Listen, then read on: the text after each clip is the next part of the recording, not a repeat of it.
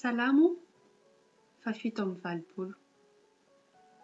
Salamo nataon'ny Korahita, tononkira. Ny naorin'Andriamanitra dia ao an-tendrombohitra masina. Ny vavadin'ny Ziona dia tian'Andriamanitra mihoatra noho ny fonenana rehetra sahan'i Jakoba.